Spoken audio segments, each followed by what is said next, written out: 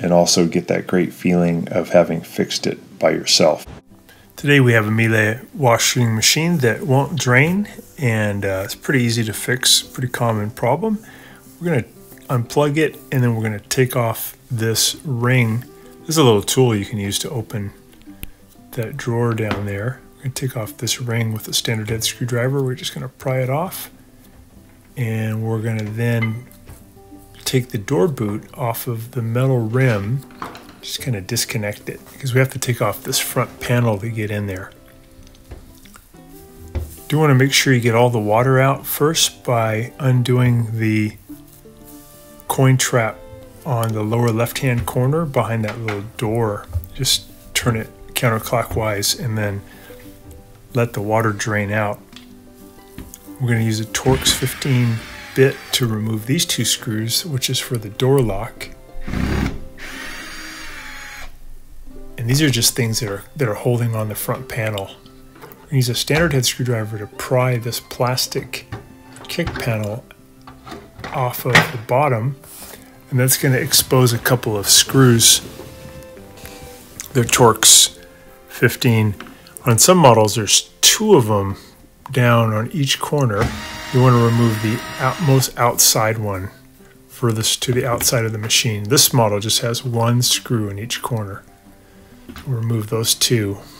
Here's another one. And then we have to remove a 10mm bolt. Some of these are actually a Torx 30, I think, but this is just a 10mm bolt on this model. Take that out, and we're going to lift up a little bit, pull back, and then we want to pull down to make the top 2 parts of the front panel release. You have to kind of wiggle, pull down.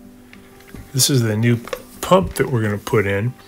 These pumps last a long time. This happened to be one that got exposed to a lot of sand, so it kind of ruined it a bit early.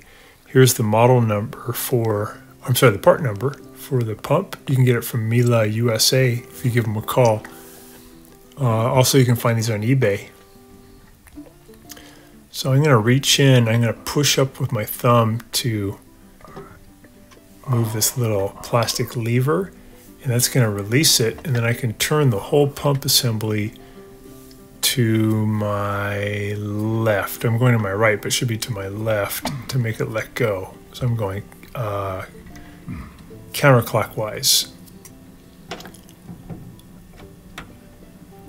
Now I'm removing the hose clamp that's holding the hose onto the pump assembly. You don't have to do this. I'm just going to get the whole pump out here to take a look. If you just have to replace the motor, you don't have to do this. You can just remove the motor and then twist in the new one. But I do want to get this pump assembly out to take a look at what's going on. Just make sure I rule out all the things that could cause it to not drain. Make sure there's nothing caught in this big black tube coming from the tub. Looks good, so I'm going to get it out of the way. And you can see now I pulled out the pump, got it loose. There is still the power wire connected to it, so I'm going to pull it out where I can see it a little bit better. And I'm going to pull out on these little catches and then pull the cover off.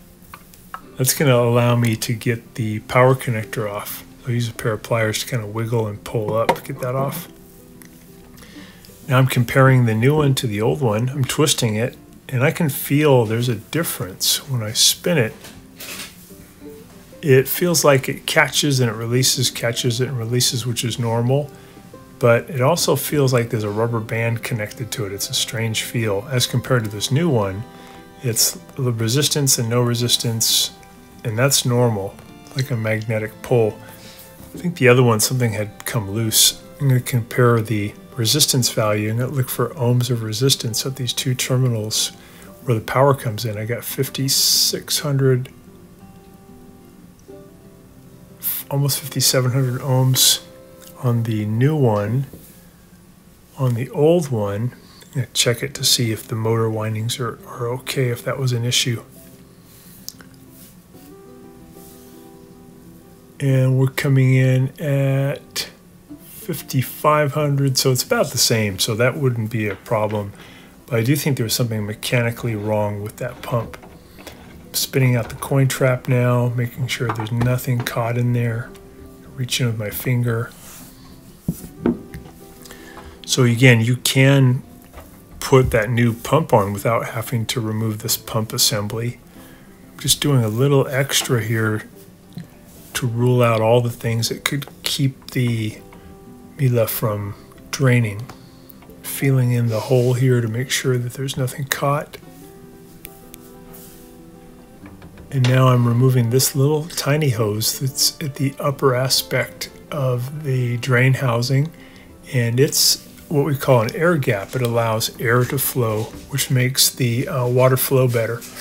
But if the tube is clogged, then the drain will not work. Even though the motor's active, it won't drain. So I'm going to blow through this hose.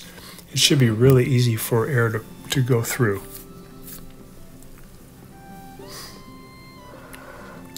So there's no resistance. It feels like the air flows through there really good. If there was resistance, you have to find a way to clean out that hose, maybe with a extended coat hanger. Get all the junk that might be in there. But this one seems fine, so I don't think that was an issue. Looking inside this big tube that comes from the tub, I want to make sure there's nothing caught in there like a sock or some debris. Sometimes things get up into the pump housing and then they kind of fall back into this tube. But it looks good. So I'm going to undo this Torx 15 screw that's holding in the pump housing so I can get it out, take a better look. And I'm going to remove this hose clamp here in the back left corner of the housing. That's where the water leaves the pump and then goes out away from the washing machine. And get that off and just peer inside there and make sure I don't see that there's like a coin or a sock or something caught in there.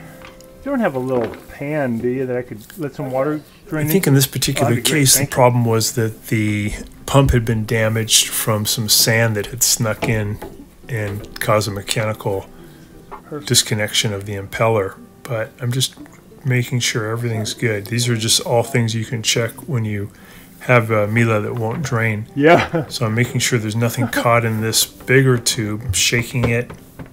Sometimes you'll have like some coins in there or some bobby pins. They're really Seems good. They're so tough. They make them the. This one looks good. This is the hose that's where the water leaves. Even at the factory, you know, the washing machine. They'll say that to the technicians. So, you know, we're targeting. So here's the old housing. Here's the new pump. I'm going to push it in. Maybe. And then to tighten it, I'm going to turn to my right. I kind of like that idea of righty-tighty or clockwise. And to loosen it, we turn counterclockwise. It's the old righty-tighty, lefty-loosey. I'm going to put on the power connector, make sure it's fully seated. Oh, shoot. Put on this dust cover. Yeah. Have it go down to where it clicks into place. I think we're getting better as appliance technicians, you know, when we go these to help wires people back into the clips that hold Bosch them. or MIELE, there's a lot less repairers. I think they're pretty good. Looks good in there, nice and clean. Yeah, and a Bosch stove too. Yeah. Trap cap back on. Yeah, nice and that's tight, actually one of their tighty. best products. Is their they make a really good vacuum cleaner. One of the best. Yes, sir. Now we're going to hook up that hose that is for how the water leaves the drain assembly. We're going to wiggle that back on, get it seated, and then use the pliers to depress the spring clamp and get that back on nice and tight. What you don't want to have is when you reassemble at the end of a drain repair, you don't want there to be a leak. So you have to make sure everything's on nice and tight before you do the final assembly.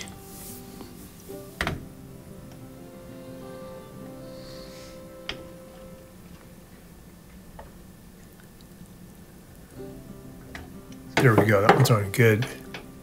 But this little one, this is where the air travels, for the air gap. It's just a physics principle. It allows for the water to flow better.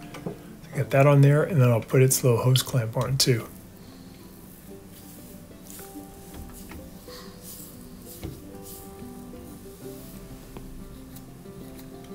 go. I'm going to put that little screw in there. It's that Torx 15. That's going to hold the pump assembly in position.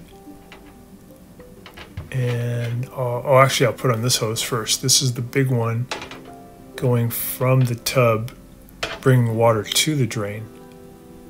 A lot of times you get things stuck in there. I'm going to line up that little piece at the top, and then I'm going to depress the spring clamp and get that on there nice and tight. It's really seldom do you have to replace these drain motors on the MIELE. They're really good. Just going to tighten up that Torx 15 screw.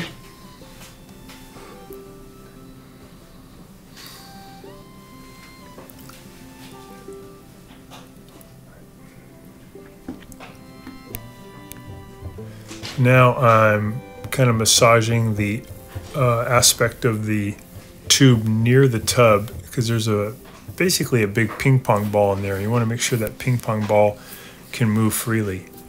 These are some of the parts here on the MIELE. This is where the heater is for the water and the temperature sensor. There's the pump. There's the door lock. That's a little air vent at the top. That's a light. And this is the pressure sensor. And down here we have the float that if water leaks in there, it turns on and it'll cut power to the inlet. It'll stop the cycle. So I'm just getting any water that's spilled out of there. I'm going to make sure I put these holes of the top panel so they line up with these plastic pins as I put the front panel back on. So that's how I'm going to start it. Push it up onto those pins, and then I'm going to use a fair amount of force and wiggle and really get it to get all the way up as far as it'll go. There we go. And add that 10mm bolt back in. Get that nice and tight.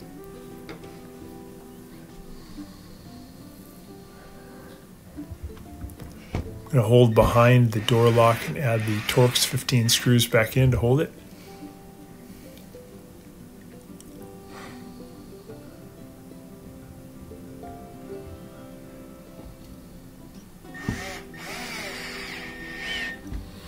There we go. Make sure this little orange thing can move. That's an emergency door lock. If your door lock doesn't work, you can mechanically open it by pulling down on that.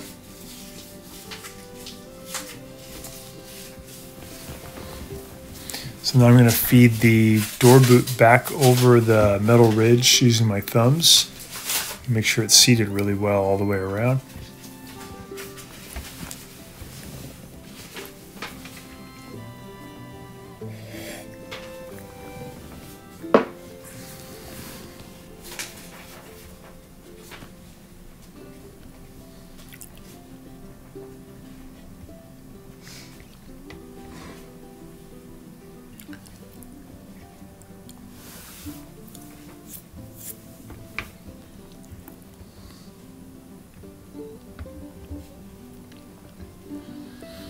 There we are.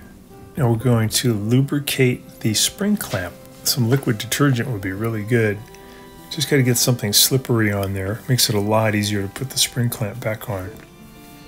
I think this is some kind of a cleanser, but the slipperier the better.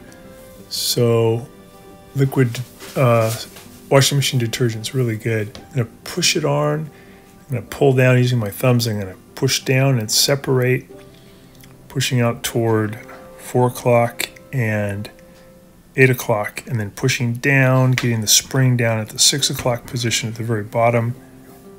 Got it. That's a little bit hard to do. You may actually want to get someone to help you with that one. So you have 4 hands, makes it easier. So I'm going to put in those 2 Torx 15 screws at the bottom of the front panel. That helps to hold it on.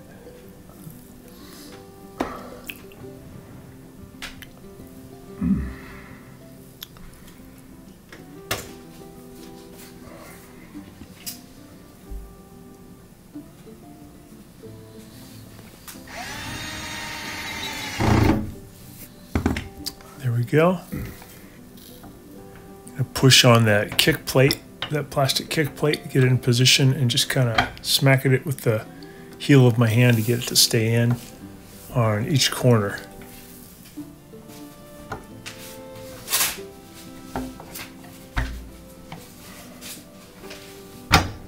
There we go.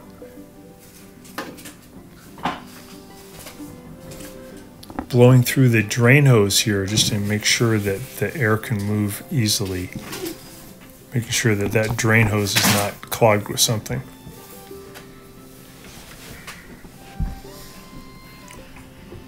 Go ahead and put that all the way back into the standpipe in the wall.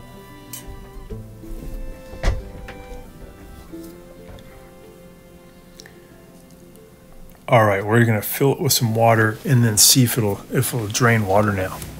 We did numerous things to help it to drain. I think, though, the main problem this time was that the drain pump itself was defective. Let's let the water come in.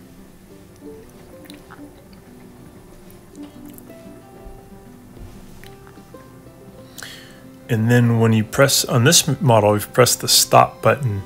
It'll stop the cycle, but it'll also activate the drain system to drain out any water that might be in there. Pretty cool software design.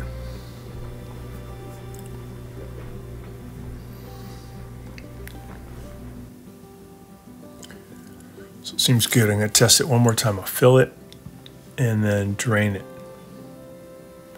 So I'm looking at the old one again. There's something weird about the impeller not being really connected well to the motor shaft.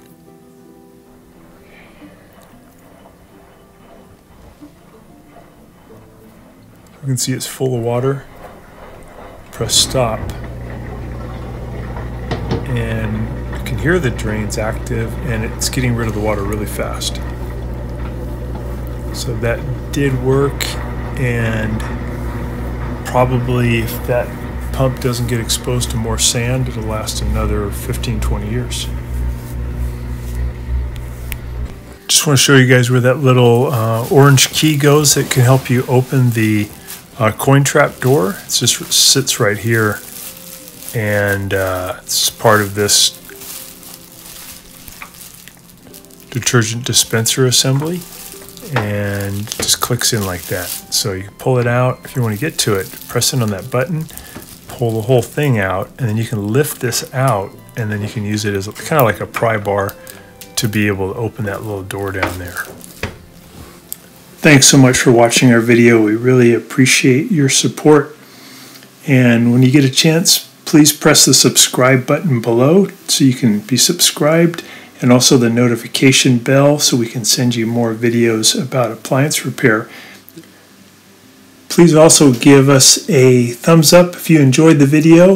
If you really liked the video and it really helped you, please press this new applaud button, and you can show your support and also get a nice clapping hands for your video. Thanks again.